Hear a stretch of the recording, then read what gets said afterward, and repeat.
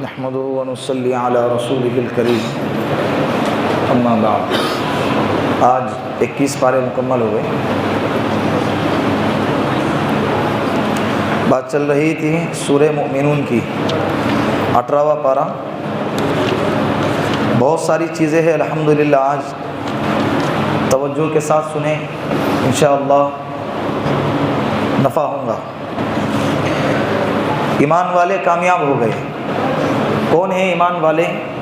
جو خشوع کے ساتھ، عاجزی کے ساتھ نماز پڑھتے ہیں، اور وہ ہیں ایمان والے جو بیکار لغویات میں اپنے آپ کو مشغول نہیں رکھتے، اور وہ ہیں ایمان والے جو زکوٰۃ دیتے ہیں۔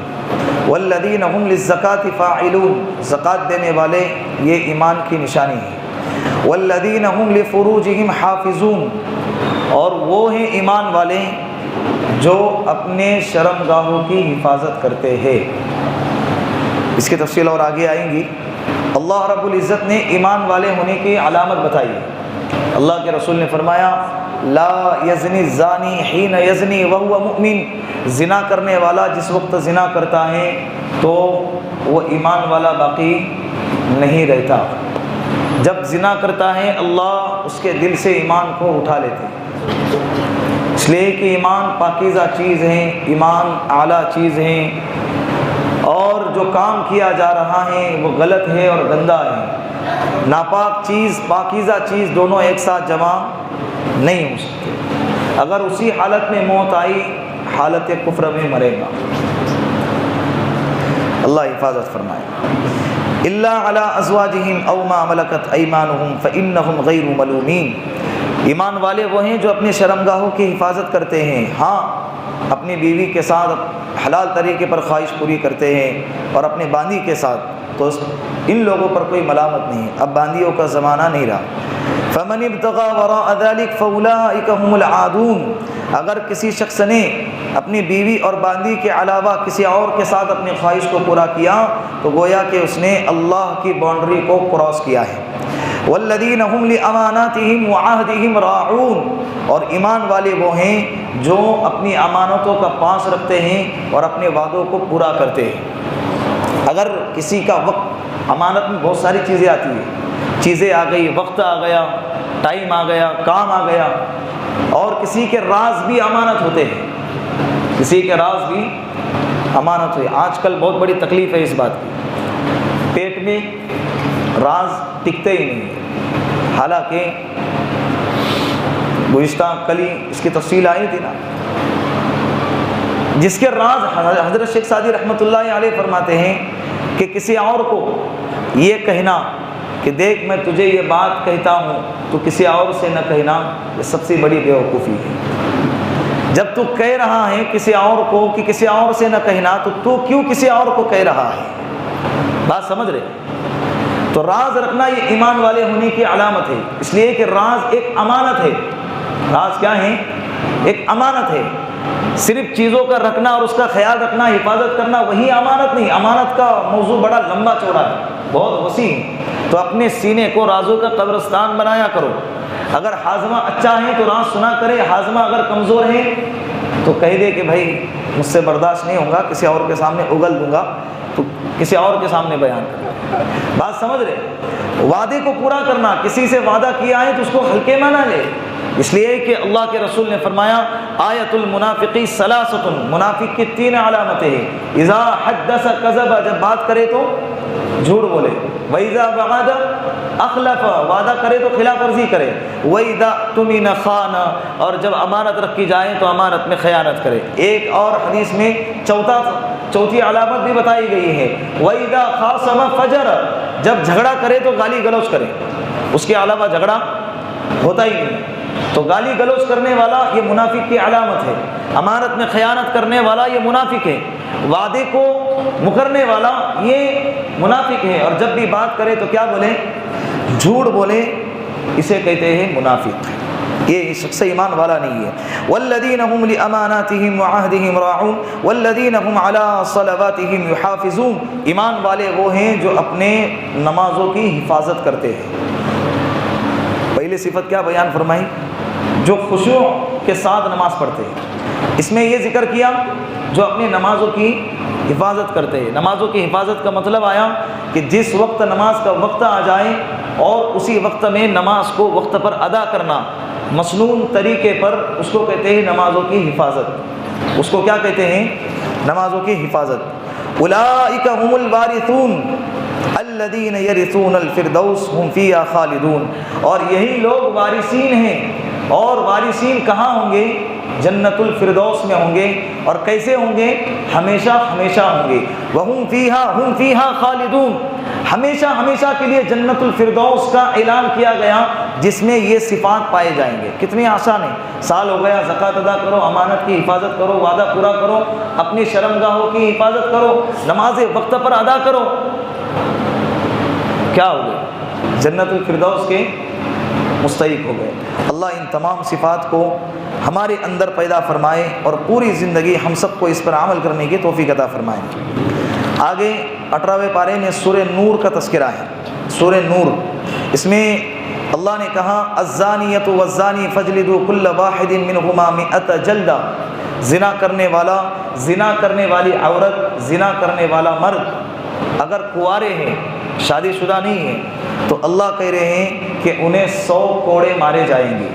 اگر اسلامک کنٹری ہے، اسلامک کنٹری کے اندر تمام قانون، قوانین، احکامات سب کے سب اسلامک لاگو ہوتے ہیں، اور ایسے جگہ پر اگر کوئی شخص زنا کرتا ہے، یہ پورے صفحے کے اندر وہی خلاصہ ہے، اس میں اور آگے کے صفحے میں، کہ اگر کوئی زنا کرتا ہے، زنا کرنے کے بعد اس کا کیس عدالت میں جاتا ہے، اسلامک دارالقضاء میں اگر جاتا ہے، تو جانے کے بعد قاضی اس سے پوچھیں گا کہ تو نے زنا کرتے ہوئے دیکھا ہے، تو ساتھ میں 4 گواہ بھی ہونے چاہیے۔ کتنے گواہ؟ 4 گواہ، وہ بھی چاروں کے چاروں مرد، وہ بھی عینی گواہ جس نے اپنی آنکھوں سے دیکھا ہو، چاروں میں زنا کرتے ہوئے دیکھا ہو، چاروں کا بیان ایک، ٹائمنگ ایک، دن ایک، جگہ ایک، انسان بھی ایک، سب کے بیانات کو لیا جائے گا۔ اگر چاروں کے چاروں نے گواہی صحیح طریقے پر دے دی اور چاروں کے گواہی سے وہ گناہ ثابت ہو گیا، تو ان لوگوں کو جو کنوارے ہیں ان کو 100 کوڑے مارے جائیں گے، میدان میں کھڑا کر دیا جائے گا، اور میدان میں کھڑا کر کے 100 کوڑے مارے۔ اگر شادی شدہ ہیں تو متواتر احادیث میں، متواتر کے درجے میں ایسے احادیث جس میں تذکرہ ہیں کہ اللہ کے رسول نے فرمایا کہ بیچ میں کھڑا کر کے پتھر مار مار کے اس کو ختم کر دیا جائے، جس کو سنگسار کہتے ہیں، اس لیے کہ یہ گناہ اتنا بڑا ہے۔ یہ گناہ کیا ہے؟ یہ انسانیت کو شرمسار کرنے والا گناہ ہے، انسانیت میں فساد پھیلانے والا گناہ ہے۔ یہ اس کو ہلکا نہ سمجھ لے، اس کو کیا نہ سمجھ لے؟ ہلکا نہ سمجھ۔ اتنی ساری جو قیدیں لگائی نا اللہ نے، 4 گواہ ہونی چاہیے، چاروں بھی عینی ہوں، جگہ ایک بتاتے ہو، وقت ایک بتاتے ہوں، تو اس کی وجہ یہ ہے کہ جب تک یقین نہ ہو اس وقت تک کسی پر زنا کی تہمت نہ لگاؤ۔ جب تک فلاں کے ساتھ ملاقات کیا، صرف ملاقات کرنے گیا تھا، کسی اور کام سے گیا ہوں گا، حضرت نے اس کو کہاں تک پہنچا دیے؟ زنا تک پہنچا دیے۔ جس نے زنا کی تہمت لگائی اس کو 80 کوڑے بھی آگے لگائے۔ تہمت لگانے والے کو باقاعدہ 80 کوڑوں کی سزا بھی قرآن میں وارد ہوئی ہے۔ تو یہ زنا کرنا یہ تو گناہ ہے ہی، لیکن اگر کسی نے زنا نہیں کیا ہے اور اس پر زنا کی تہمت لگانا، یہ بھی بڑا گناہ ہے۔ یہ بھی کیا ہے؟ یہ بھی بڑا گناہ ہے۔ آگے اللہ رب العزت نے اب یہاں پر سورہ نور آیا ہے تو واقعہ افک کو بیان کیے بغیر آگے گزرنا یہ مناسب نہیں ہے۔ واقعہ افک کیا ہے؟ پہلے میں آپ کو آیت پڑھ کے سناتا ہوں جس کے ماتحت میں اس کا واقعہ اور اس کی تشریح آپ کے سامنے سناتا ہوں۔ اللہ کہہ رہے ہیں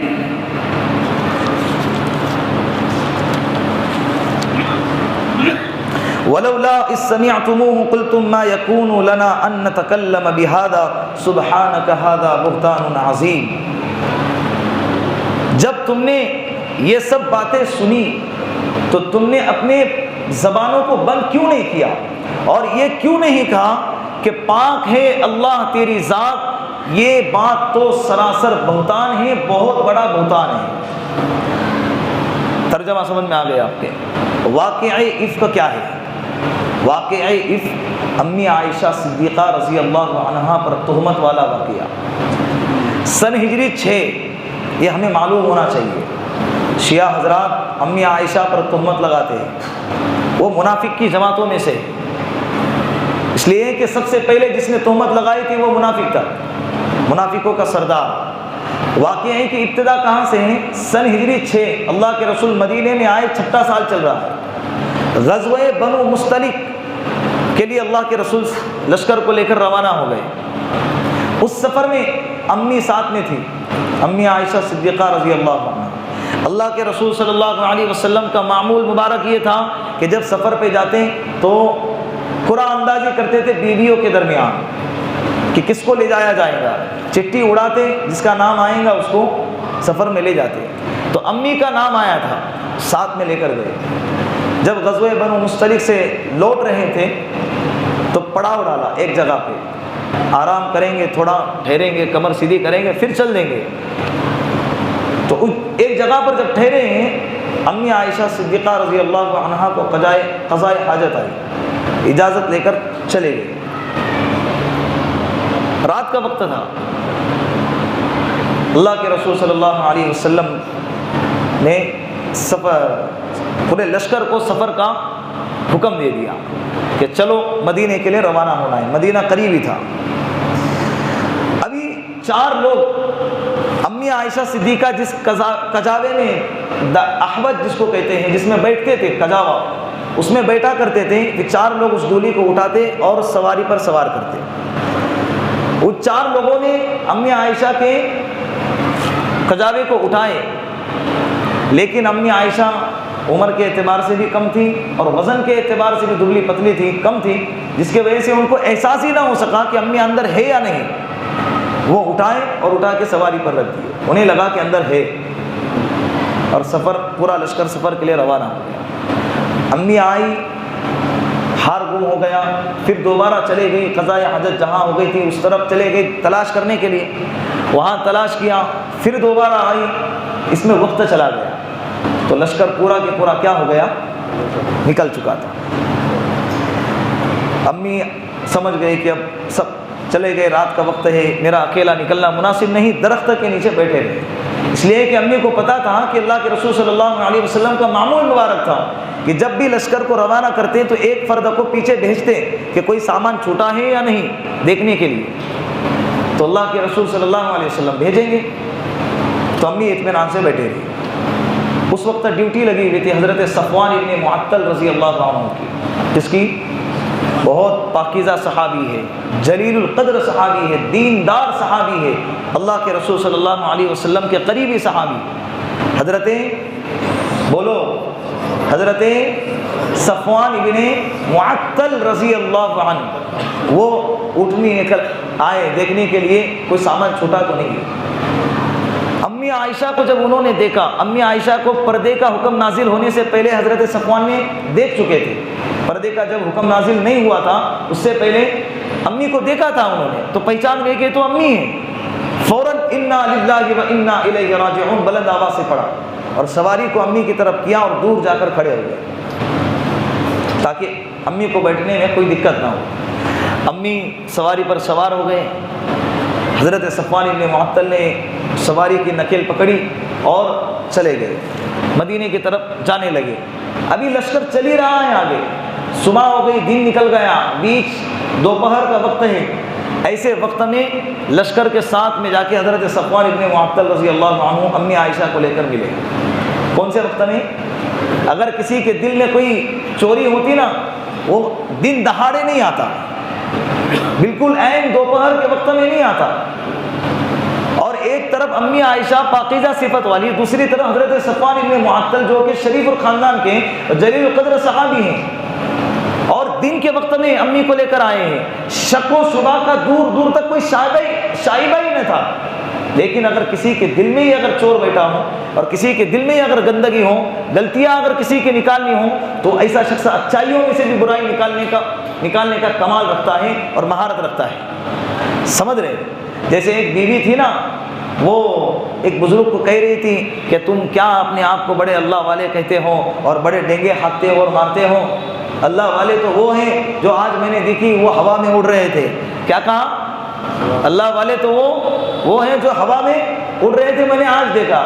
وہ بزرگ نے کہا ارے وہ میں تھا، اچھا تم تھے، تبھی تو ٹیڑھا اڑ رہے تھے، تبھی تو ابھی اچھا اڑ رہے تھے، وہ ٹیڑھا اڑے کہ سیدھا اڑے. لیکن اگر کسی کو کیڑے نکالنا ہو تو وہ اچائیوں سے بھی کیا کرتا ہے، اپنی سوچ کو تھنک پازیٹیو کہتے ہیں نا، سوچ کو مثبت بناؤ. اگر کسی کو کینسر کی بیماری ہے، اگر کسی کو ٹی وی کی بیماری ہے، اگر کسی کو آج کے زمانے میں کرونا لگا ہے، تو ایسے شخص کے بازو میں بیٹھو، چلیں گا، اتنا نقصان نہیں ہوگا. لیکن ایسے شخص کے بازو میں کبھی بھی نہ بیٹھو اور ایسے شخصوں سے دوستی کبھی نہ لگاؤ جس کی سوچ نگیٹو ہو، جس کی سوچ کیا ہو، منفی سوچ کا انسان دنیا بھی تباہ کر دیتا ہے اور آخرت بھی تباہ کر دیتا ہے. انسان کو ہرا دیتا ہے. تو چلا سکتا ہے انسان کی پازیٹیو سوچ. اگر کسی کو گاڑی چلانے نہیں آتی یا آتی ہے لیکن ہمت کیا ہے، ہلکی پست ہے، سامنے والے نے تھوڑا سا اس کو پمپ کر دیا، ہائے یار کیا چلا تھا ماشاءاللہ، بس سینہ چوڑا ہوگا. نہیں آتا تھا لیکن اس کے 2 جملوں نے اس کے اندر انرجی بھر دی. تو یہ ہے تھنک پازیٹیو. ایسے لوگوں کے ساتھ میں رہا کرو، نگیٹو لوگوں کے ساتھ بالکل بھی، اور زندگی کے کبھی بھی مشورے ایسے لوگوں سے کرنا ہی نہیں چاہیے. کرو گے گئے، کیا گئے، سمجھ رہے. تو امی عائشہ صدیقہ رضی اللہ عنہا دوپہر کے وقت میں حضرت صفوان بن معطل کے ساتھ داخل ہو. رئیس المنافقین عبداللہ ابن ابی ابن سلول، لعنت ہو اس پر اللہ کی، اس نے دیکھا، فوراً اس نے تہمت لگائی اور اپنے گروپ کے اندر پروپیگنڈا شروع کر دیا. امی عائشہ اور حضرت صفوان ابن معطل، العیاذ باللہ، نعوذ باللہ، اللہ کی پناہ، کہ دونوں میں آپس میں ملاقات ہو گئی. یہ تہمت عام کرا. یہ چرچا مدینے میں پہنچنے کے بعد اتنا عام ہو گیا کہ صحابہ کی زبان پر بھی چلنے لگا. جن صحابہ کے دل میں پکا اور سچا ایمان تھا، ان کے زبان پر فوراً یہ جملہ آیا کہ سبحانک ھذا بہتان عظیم، یہ تو بہت بڑا بہتان ہے، امی ایسا کر ہی نہیں سکتی. لیکن کہتے ہیں نا، جب غلط بات کا چرچا چلنے لگتا ہے تو اچھے لوگ بھی اس کے لپیٹے میں آ جاتے ہیں. جب جھوٹ بہت زیادہ شور کرنے لگتا ہے تو وہ بھی سچ لگنے لگتا ہے. تو اس میں 3 صحابہ ملوث ہو گئے. حضرت نام ہے کتابوں میں حضرت حسان ابن ثابت رضی اللہ عنہ، حضرت مصطح ابن اثاثہ رضی اللہ عنہ، اور تیسرے حضرت حمنہ بنت جہش، عورت ہے، 2 مرد 1 عورت. یہ 3 پکے صحابہ جو اس تہمت میں ملوث ہو گئے.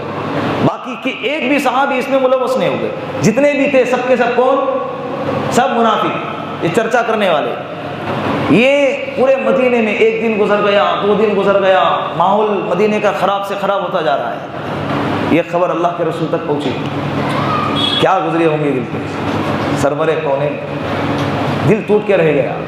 امی سے کچھ نہیں کہا، خاموش رہے کچھ دنوں تک. یہ چرچا چلتا رہا. امی کو بھی اس کی خبر نہیں. پورے مدینے کے گلیوں میں، گھروں میں، چپوں کے اندر بس اسی کا چرچا، کوئی اور کام ہی نہیں. لیکن امی اس سے بے خبر ہے، کوئی نہیں معلوم تھا. اللہ کے رسول صلی اللہ علیہ وسلم نے صحابہ سے مشورہ کیا. ایک صحابی کے پاس جا کے کیا کہتے ہو امی کے بارے میں، عائشہ کے بارے میں کیا کہتے ہو. حضرت عمر کے پاس جب گئے، حضرت عمر نے فرمایا کہ یا رسول اللہ، جب آپ کے جوتے میں ناپاکی لگی تھی حضرت جبرائیل آئے اور آپ سے کہا کہ یا رسول اللہ آپ کے جوتے میں ناپاکی لگی ہے، اس کو نکال دیجئے. اللہ آپ کے جوتے میں ناپاکی برداشت نہیں کر سکتے، تو آپ کی زندگی میں آپ کے زوجہ محترمہ ایک ناپاک عورت کو اللہ برداشت کریں گے؟ ہو ہی نہیں سکتا. کیا فرمایا؟ ہو ہی نہیں سکتا. حضرت علی نے بھی کہا ہو ہی نہیں سکتا، امی عائشہ ایسا کر ہی نہیں سکتی. اللہ کے رسول سوکنوں کے پاس گئے. ایسے وقت میں دشمنی نکالنے کا موقع آتا ہے. سوکن لوگ ہوتے ہیں نا، ایک دوسرے سے حسد کرتے ہیں، جلتے ہیں. اکثر و بیشتر یہ معاملہ ہوتا ہے. اللہ کے رسول صلی اللہ علیہ وسلم حضرت ام سلمہ کے پاس گئے. ان سے پوچھا کہ عائشہ کا کیا حال ہے، عائشہ کے بارے میں تمہاری کیا رائے ہے. اللہ کے رسول صلی اللہ علیہ وسلم کے سوال پہ کہا کہ یا رسول اللہ، عائشہ تو عائشہ ہے. کیا کہا؟ وہ تو اتنی بھولی ہے کہ گھر میں آٹا گونتی ہے اور سو جاتی ہے، بکری گھر میں آ کے وہ آٹا کھا کے چلی جاتی ہے اور اس کو خبر بھی نہیں ہوتی. یعنی دنیا داری کے بارے میں اس کو کچھ معلوم ہی نہیں ہے. وہ یہاں تک کیا جائیں گی؟ اللہ کے رسول سب سے تحقیق کر رہے ہیں. ابھی تک امی کو، اور بات چیت بند، امی سے بات نہیں کر رہے، اس لیے نہیں کر رہے کہ اللہ کے رسول کو شک تھا، اس لیے کہ بس دل یہ ماحول ایک گرم ہو گیا امی کے خلاف، اور میرے بیوی کے خلاف ایک ماحول گرم ہو گیا، تو اللہ کے رسول ایک طرفہ معاملہ کرنا نہیں چاہتے تھے، تاکہ کوئی ایسا نہ کہے کہ دیکھو اپنی بیوی ہے اس کے لیے یہ کام کر رہے، ایک طرفہ معاملہ نہیں کرنا چاہتے، اس لیے لوگوں سے جا کے رائے لے رہے۔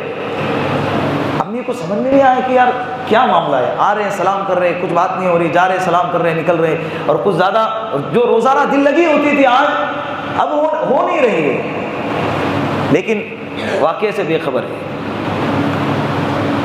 ام مستہ، حضرت مستہ ابن اساسہ کی والدہ، یہ امی عائشہ صدیقہ رضی اللہ عنہا کی خادمہ تھی۔ صبح سویرے تہجد کے وقت میں استنجا کے لیے امی کو لے کر، خادمہ تھی نا، ساتھ میں لے کر استنجا کے لیے نکلے مدینے سے باہر، تو حضرت ام مستہ کو پیر میں ٹھوکر لگی، جیسے ٹھوکر لگی تو زبان سے جملہ نکلا ہلک مستہ، مستہ ہلاک ہو جائے، یعنی اپنے بیٹے کو بدعا دی۔ امی عائشہ کہنے لگی کہ ارے بھلی عورت، کوئی اپنے بیٹے کو بھی بدعا دیتا ہے، تم اپنے بیٹے کو بدعا دے رہی۔ وہ کہنے لگی کہ عائشہ تم کتنی بھولی ہو، تمہیں کچھ خبر ہی نہیں کہ مدینے میں کیا ہو رہا ہے۔ پھر پورا واقعہ سنا دیا۔ جس وقت امی کو یہ واقعہ سنایا گیا، پیروں کے نیچے سے زمین کھسک گئی، گھر آئی، بخار چڑھ گیا، پورا دن روتے ہوئے گزر گیا۔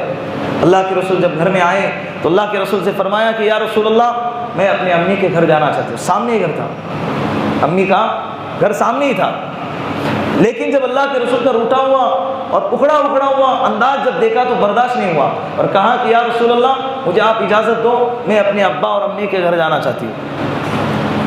اللہ کے رسول نے اجازت دی، کہا کہ جاؤ تم گھر چلی جاؤ۔ پورا دن روتے ہوئے اللہ کے سامنے گزار رہی ہے۔ 1 مہینہ مسلسل یہ معاملہ چلتا رہا۔ کتنا؟ 1 مہینہ۔ کیا گزرتی ہوں گی امی عائشہ کے سینے پہ۔ 1 مہینے کے بعد اللہ کے رسول صلی اللہ علیہ وسلم کو جب اطمینان ہو گیا، سب سے تحقیق کرنے کے بعد کہ کون اس میں ملوث کون نہیں، سب منافق ہے، ایمان والے تو ایک طرف ہیں، اطمینان ہو گیا، گئے امی سے کہا اے عائشہ اگر گناہ ہو گیا ہوگا تو اللہ سے معافی مانگ لے، اللہ غفور الرحیم ہے۔ امی کو اور زیادہ برا لگا۔ جب انسان غلطی نہیں کرتا ہے اور غلطی کے بارے میں اگر کوئی کہے کہ اگر بائی چانس تجھ سے ہو گئی ہے معافی مانگ لے، ارے جب ہوئی نہیں تو میں کیوں معافی مانگوں؟ جو انسان غلطی نہیں کرتا ہے تو اس کو اور زیادہ برا لگے گا، لیکن تسلی کے لیے اللہ کے رسول نے جملہ استعمال فرمایا۔ امی عائشہ صدیقہ رضی اللہ عنہا چلی گئی کمرے کے اندر، اللہ کے رسول بیٹھے ہیں، حضرت ابوبکر صدیق بیٹھے ہیں۔ حضرت ابوبکر صدیق رضی اللہ عنہ کی زوج محترمہ امی کی والدہ بھی ہیں۔ فوراً پسینے پر، پیشانی پر پسینہ شروع ہو گیا۔ حضرت ابوبکر صدیق سمجھ گئے، وحی کے آثار شروع ہو گئے۔ گردن جھکائی، چادر اڑائی، اللہ کے رسول کے چہرے پہ 10 آیت کریمہ، سورہ نور کی 10 آیت امی عائشہ صدیقہ رضی اللہ عنہا کے شان میں نازل ہوئی۔ اللہ نے کہا کہ عائشہ بالکل پاکیزہ ہے، اس نے بھی تہمت لگائی ہے، اس کو سزا دی جائے گی، اور جو تہمت لگانے والے ہیں وہ غلط ہیں، وہ انسان برے ہیں۔ وہ پوری باقی آگے تفصیل آئی ہے۔ اللہ کے رسول نے چادر ہٹائی، خوش ہو گئے اور کہا کہ عائشہ کو بلاؤ۔ امی کو بلایا گیا اور کہا کہ عائشہ تمہیں مبارک ہو، تمہیں اللہ کی طرف سے خوشخبری ہو کہ اللہ نے تمہارے پاکیزگی میں، اللہ نے تمہارے شان میں، اللہ نے تمہاری عفت میں قرآن کریم کی آیتیں نازل فرمائی ہے۔ امی عائشہ کہتی ہے مجھے اتنی تو یقین تھا کہ اللہ میری برات نازل کریں گے، لیکن مجھے اتنی امید نہیں تھی کہ اللہ میری شان میں قرآن کی آیتیں اتاریں گے، جو قرآن قیامت تک پڑھا جاتا رہے گا۔ مجھے اتنی امید نہیں تھی، اتنا یقین تھا کہ اللہ میرے بارے میں حضرت جبرائیل کو بھیجیں گے اور کہیں گے کہ یا رسول اللہ امی پاک ہیں، بس اتنا اللہ میرے بارے میں برات کریں گے، لیکن اتنی امید نہیں تھی کہ اللہ میرے لیے کیا کریں گے، قرآن اتاریں گے، میری شان میں قرآن کی آیتیں اتاریں گے، جو قرآن قیامت تک باقی رہے گا۔ امی عائشہ صدیقہ رضی اللہ عنہا کی والدہ قریب میں تھی، کہنے لگی کہ عائشہ اللہ کے رسول کا شکریہ ادا کرو، اب تمہارے لیے برات نازل ہو گئی ہے، خوشخبری تم کو سنائی گئی ہے۔ اب یہ کہنے لگی میں اللہ کے رسول کا شکر کیوں ادا کروں، میں تو میرے اس رب کا شکر ادا کروں گی جس نے میرے شان میں قرآن کو اتارا ہے۔ پھر گئی اور 2 رکعت نماز پڑھ کے اللہ کا شکر ادا کیا۔ پھر آگے پوری تفصیل ہے قرآن کریم کی۔ حضرت ابو بکر صدیق رضی اللہ عنہ کی ماموزاد بیٹی یعنی ماموزاد بہن، حضرت ماموزاد بہن کا بیٹا حضرت مستہ ابن اساسہ، جنہوں نے تہمت لگانے والوں میں وہ بھی تھے نا، تو وہ کون تھے؟ حضرت ابو بکر صدیق کے خاندان کے تھے، ان کے رشتہ داروں میں سے تھے، وہ غریب گھرانے کے تھے، مالی اعتبار سے ان کی حالت خستہ تھی۔ حضرت ابو بکر صدیق ہر مہینے ان کی مالی مدد کیا کرتے تھے، لیکن جب یہ کام ہوا نا، حضرت ابو بکر صدیق نے قسم کھائی کہ اللہ کی قسم آج کے بعد میں مستہ ابن اساسہ کی مدد نہیں کروں گا۔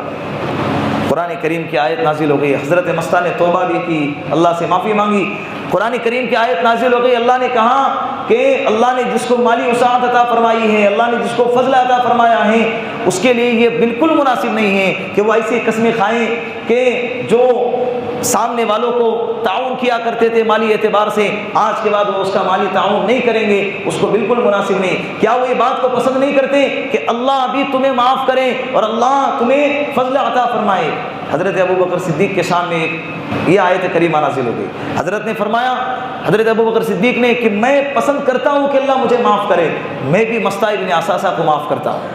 اتنا بڑا جرم کہ اپنے بیٹی پر الزام لگایا، لیکن جب اللہ کی طرف سے آیت نازل ہو گئی، حضرت ابو بکر صدیق نے کیا کر دیا؟ معاف کر دیا، اور قسم کھائی کہ اللہ کی قسم پوری زندگی اب تعاون سے روکوں گا نہیں، ہر مہینے ان کا تعاون کرتا رہوں گا۔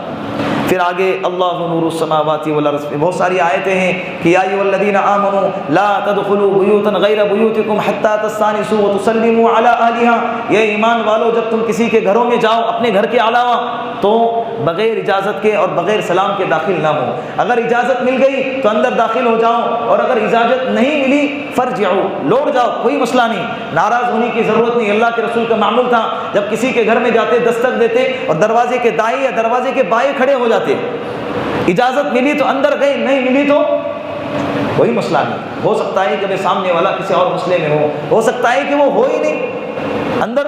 یہی مسئلہ آج ہمارا ہے موبائل کے تعلق سے، سامنے والے نے فون اٹھائے، 1 مرتبہ لگائے، 2 مرتبہ لگائے، 3 مرتبہ لگائے، نہیں اٹھائے تو 3 فون لگائے، پھر بھی اٹھا رہے ہیں، بڑے ہو گئے، ہمارا فون نہیں اٹھا کیا؟ دوسروں کے لیے وقت ہے تمہارے پاس، ہمارے لیے وقت نہیں ہے کیا؟ مولوی صاحب ایسے تانے مجھے بہت سننے کو ملتے ہیں، اس لیے میں وہ مثال دے رہا ہوں۔ میں سامنے والا استنجا کر رہا ہوں گا، سامنے والا نماز پڑھ رہا ہوں گا، سامنے والا سو رہا ہوں گا، کچھ اور بھی کام ہو سکتا ہے نا کہ بھائی آپ کا موبائل ہاتھ میں لے کر بیٹھا ہوں گا، فون آئے کہ اٹھا لے، حضرت آپ کے انتظار میں تھا، ایسا تو نہیں ہو سکتا نا۔ وہی مسئلہ ہے، اجازت مل گئی بات کر لو، نہیں ملی تو کوئی مسئلہ نہیں، بھائی کسی اور کام میں مشغول ہوگا، کسی اور کام میں مشغول ہوگا۔ اللہ کے رسول صلی اللہ علیہ وسلم نے پھر ایک اور تعلیم دی کہ کسی کے گھر میں اس کے اجازت کے بغیر جھانکو نہیں۔